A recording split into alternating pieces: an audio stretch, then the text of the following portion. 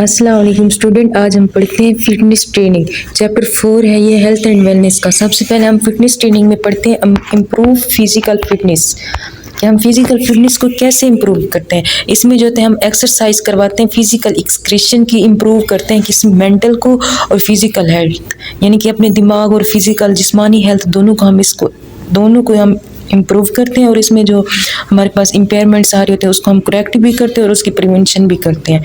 उसके बाद वो बताते हैं एक्सरसाइज जो होती है वो परफॉर्म की जाती है certain extent to achieve benefits. हम एक्सरसाइज इसलिए परफॉर्म करते हैं ताकि हमें ना बेनिफिट्स, इसके फ़ायदे हासिल हों। सबसे पहले हमने पढ़ा ये मेंटल और फिजिकल हेल्थ को इम्प्रूव करती है और इम्पेयरमेंट्स की प्रिवेंशन करवाती है और करेक्शन करवाती है। फिर नेक्स्ट 2 पे हमने पढ़ा ये परफॉर्म करवाती है और हमें ना बेनिफिट्स जो होते हैं अचीव होते हैं। उसके बाद होते हैं improving physical fitness. Physical fitness को इम्प्रूव करने के लिए ना टाइप्स होती हैं, डिफरेंट टाइप्स होती है जिसके ज़रिए हम एक्सरसाइज करते हैं। सबसे पहले हम एरोबिक एक्सरसाइज करते हैं। एरोबिक एक्सरसाइज इसके नेम से ही ज़ाहिर है, मतलब ऑक्सीजन की इसमें ज़रूरत होती है। जब कोई पेशेंट को या किसी को भी हम एक्सरसाइज करवा रहे होते हैं या जो नॉर्मल पर्सन होते हैं वो भी एक्सरसाइज कर रहा होता है तो उसको ऑक्सीजन की कॉन्टीन्यूस ज़रूरत होती है ना, वो कॉन्टीन्यूअल ऑक्सीजन यूज़ करता है किसी भी एक्टिविटी में, जैसे कि लार्ज मसल ग्रुप हो गया। और वो क्या होती है रिदमिक, नेचर में क्या होता है रिदमिक होगी। इसकी एग्जांपल में जैसे कि कोई बाइसाइकिलिंग यानी साइकिल चला रहा है उसको वो भी ऑक्सीजन यूज़ कर रहा होता है, कोई वॉकिंग में है, जंपिंग रोप में है, रनिंग स्टेयर में, क्लिंबिंग स्केटिंग में होते हैं वो भी क्या करता है ऑक्सीजन यूज़ करता है। यानी कि ऐसी ये जो होती है ऑक्सीजन की रिक्वायर्ड होती है इस एक्सरसाइज में, जो कॉन्टिन्यूअल यूज़ ऑफ ऑक्सीजन होती है जब कोई बंदा या पर्सन अपनी एक्टिविटी कर रहा होता है, जैसे कि लार्ज मसल ग्रुप्स की होगी। और वे क्या करती है नेचर में रिदमिक होती है, बाइसाइकिलिंग, वॉकिंग, जंपिंग रोप, रनिंग स्टेयर, क्लिंबिंग स्केटिंग होगी। अब हम इसमें ड्यूरेशन देखते हैं। इसमें वो ड्यूरेशन का बताते हैं, ड्यूरेशन जो होते हैं वो 10 मिनट्स पर डे। एक दिन में 10 मिनट करनी चाहिए और 2 से 3 टाइम्स करनी चाहिए। एक दिन में 10 मिनट करनी चाहिए और एक दिन में 2 से 3 टाइम्स करनी चाहिए और एक हफ्ते में 5 डेज करनी चाहिए, 5 दिन करनी चाहिए। उसके बाद वो बताते हैं ये जो सेशन होते हैं वो 30 मिनट सेशन होना चाहिए, ऑप्टिमल फॉर मैनी पीपल। अब हमने एरोबिक एक्सरसाइज पढ़ा ना, उसमें हमने यही पढ़ा कि इसमें ऑक्सीजन की यूज़ होती है जब वो कोई एक्टिविटी कर रहा होता है, जैसे कि हमारे उसमें लार्ज मसल ग्रुप काम कर रहे होते हैं और नेचर में क्या होता है रिदमिक होता है, जैसे कि bicycling, walking, jumping ropes, running stair, climbing skating होगी। उसके बाद जो होते हैं 10 मिनट्स जो होते हैं वो क्या करते हैं हर दिन में 10 मिनट करवाता है, 2 से 3 टाइम्स करवाता है और हफ्ते में 5 दिन करनी चाहिए। उसके बाद जो इसका सेशन होता है 30 मिनट्स का सेशन होना चाहिए। उसके बाद जो होते हैं इसके बेनिफिट में जो होती है हमारी कार्डियोवास्कुलर फिटनेस को इम्प्रूव करती है, बॉडी की कंपोजिशन को इम्प्रूव करती है, मेंटल फिटनेस को इम्प्रूव करती है, स्केलेटल मसल एंड्योरेंस को इम्प्रूव करती है, बेटर स्लीप, इससे हमारी स्लीप अच्छी आती है। हम जब एक्सरसाइज करते हैं तो हमारा जो होता है डिप्रेशन होता है, स्ट्रेस होता है वो कम हो जाता है, ख़त्म हो जाता है। यानी कि कार्डियोवास्कुलर फिटनेस को भी इम्प्रूव करती है, बॉडी कंपोजिशन को भी इम्प्रूव करती है, मेंटल फिटनेस को भी इम्प्रूव करती है, स्केलेटल मसल एंड्योरेंस को भी इम्प्रूव करती है और बेटर स्लीप आती है, इससे हमें नींद अच्छी आती है और डिप्रेशन कम हो जाता है। अब हम नेक्स्ट पढ़ते हैं बेनिफिट्स ऑफ एरोबिक एक्सरसाइज। पहले भी हमने बेनिफिट्स पढ़े हैं जिसमें वो इम्प्रूव कर रहता है कार्डियोवास्कुलर फिटनेस, बॉडी कंपोजिशन होगी, मेंटल फिटनेस, मसल एंड्योरेंस और स्लीप वगैरह को इम्प्रूव कर रहा होता है और डिप्रेशन को कम कर रहा होता है। अब नेक्स्ट हम इसके बेनिफिट में देखते हैं ये एक्सरसाइज जो होती है वो इंक्रीज करती है स्टेमिना एंड एंड्योरेंस को भी बढ़ा देती है, स्टेमिना को भी बढ़ा देती है और स्ट्रेस को कम कर देती है। एक्सरसाइज एक्टिवेट्स करती है यूर एंडोर्फिन्स को। एंडोर्फिन्स जो होते हैं आपके एंडोर्फिन्स होते हैं उसको एक्टिवेट कर देती है, स्ट्रेस को कम कर देती है और होते हैं नेचुरल काज करती है natural high and sense of wellbeing. उसके बाद जो होते हैं एक्सरसाइज जो होती है वो क्या करती है कम करती है हार्ट डिजीज़ के, जैसे कि किसी को दिल की बीमारियां होने के चांसेस होते हैं, उसको एक्सरसाइज करवाते हैं, उसके जो होते हैं दिल की बीमारी होने के, हार्ट डिजीज़ कम होने के चांसेस होते हैं, स्ट्रोक भी, फॉलिज वगैरह भी नहीं होता एक्सरसाइज करने से, इसकी फॉलिज के रिस्क भी कम हो जाते हैं। क्रोनिक हार्ट डिजीज़ जो होती है वो लीडिंग किलर होती है यूनाइटेड स्टेट में जो होती है क्रोनिक हार्ट मतलब ज़्यादा पाई जाती है जिसकी वजह से डेथ हो जाती है। And nearly half of them are women, और इनमें से जो होते हैं हाफ जो होती है वो वुमेन यानी ख़वातीन में पाई जाती है। सबसे पहले ये क्या करता है स्टेमिना को इंक्रीज़ करता है, एंड्योरेंस को बढ़ा देता है, स्ट्रेस को रिड्यूस करता है और एंडोर्फिन्स को एक्टिवेट करता है।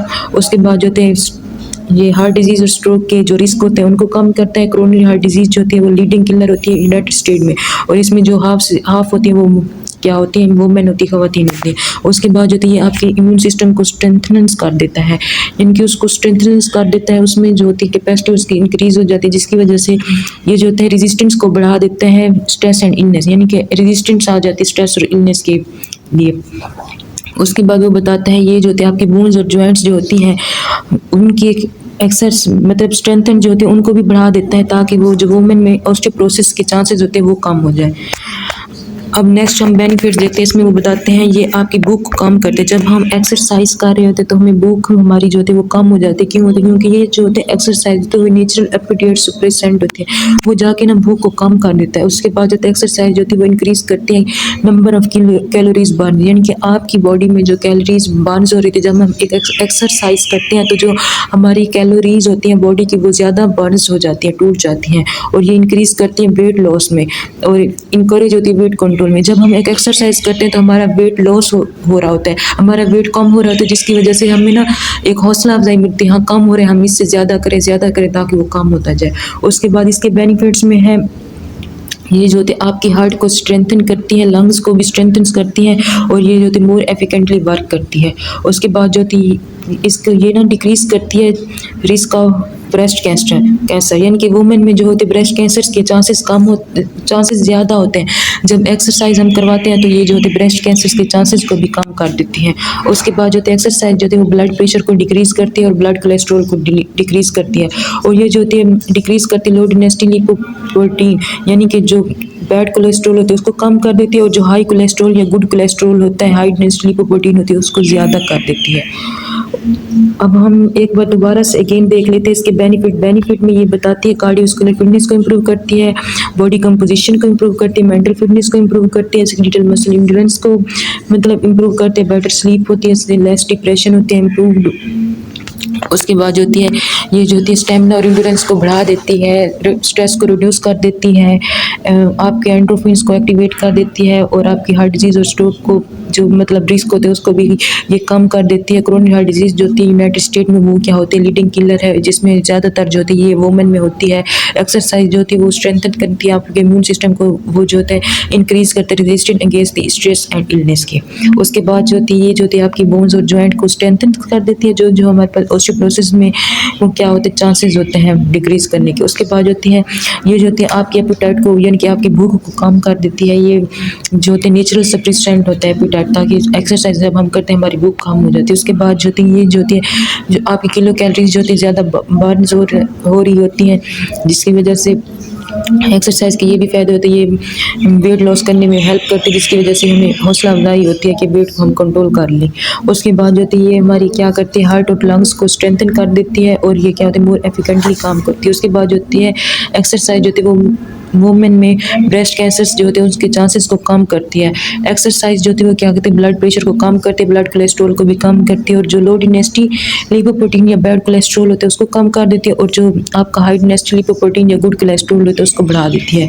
एनारोबिक एक्सरसाइज वो एरोबिक एक्सरसाइज है जिसमें हम ऑक्सीजन यूज़ करवा रहे होते हैं। अब एनारोबिक एक्सरसाइज जो होते हैं हम परफॉर्म करते हैं absence of continual oxygen source में, यानी कि जब ऑक्सीजन नहीं होती तब हम ये करते हैं, जैसे कि और ये ड्यूरेशन में शार्ट होती है और हाई इंटेंसिटी की होती है।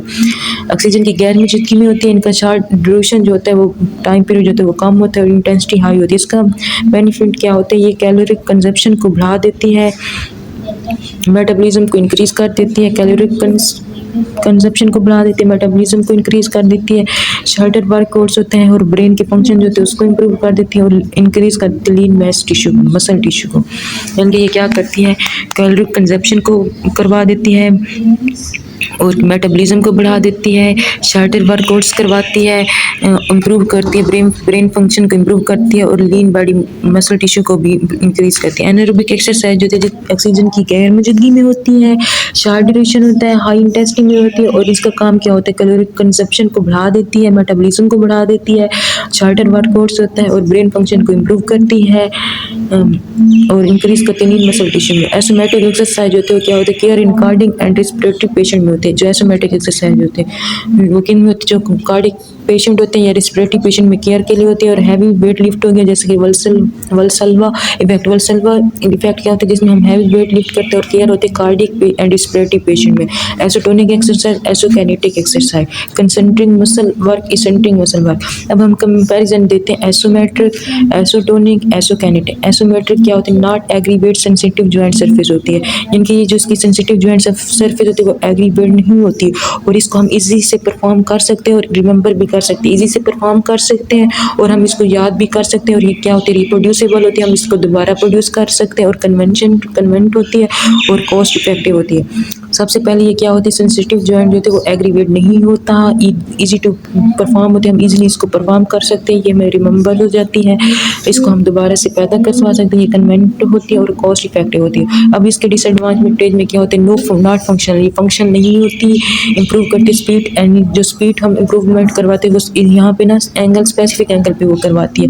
और इसमें जो होती है बहुत सी कंट्राइंडिकेशन भी होती है, not efficient in term of strength, और ये टर्म ऑफ स्ट्रेंथ में एफिशिएंट नहीं होती। इसमें जो होती है इम्प्रूव कर नो इंड्योरेंस इम्प्रूव होती है, इंड्योरेंस जो होती है वो इसमें इम्प्रूव नहीं होता। इसके हमने एडवांटेज एंड फायदे में देखा, ये क्या होती है, सेंसिटिव जॉइंट सरफेस जो होते हैं एग्रीवेट्स नहीं करती, इजी टू परफॉर्म होते हैं, हम इसको इजीली परफॉर्म कर सकते हैं और हम इसको रिमेंबर भी कर सकते हैं।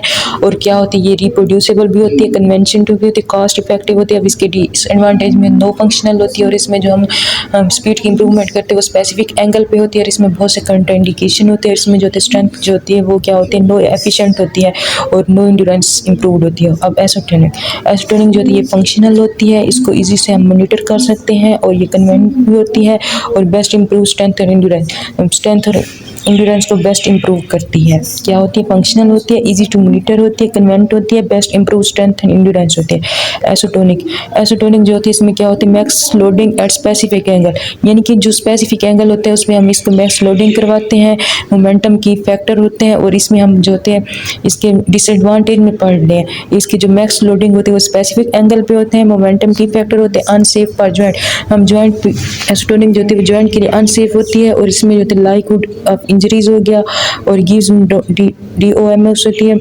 मैनी कंट्राइंडिकेशन होती है, डिफिकल्ट टू मॉनिटर, इसको मॉनिटर करना भी मुश्किल होता है, इसमें बहुत सी कंट्राइंडिकेशन होती है, अनसेफ होती है, जॉइंट्स के लिए अनसेफ होती है, मोमेंटम की फैक्टर होते हैं, मैक्स लोडिंग होती है, स्पेसिफिक एंगल पे ही मैक्स लोडिंग होती है इसकी, लाइकहुड ऑफ इंजरीज। उसके बाद एसोकाइनेटिक जो होती है max loading through whole range of motion होती है।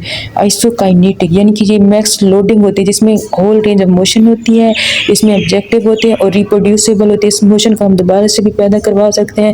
मसल जो होते हैं इजीली आइसोलेटेड हो जाते हैं, सिफेस्ट फॉर्म ऑफ एक्सरसाइज होती है और ये क्या होती है, एक्सरसाइज के लिए सिफेस्ट फॉर्म होती है, इसमें फ्यू कंट्राइंडिकेशन होती हैं।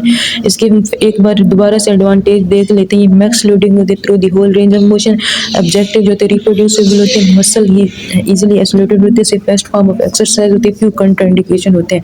एसोकाइनेटिक जो होती है टाइम कंज्यूमिंग होती है, requires time and skill to use होती है, इसमें टाइम ज़्यादा लग जाता है और इसमें जो होती है टाइम की भी ज़रूरत होती है और स्किल की भी ज़रूरत होती है, कॉस्टली होती है और नॉट फंक्शनल होती है। Thank you so much.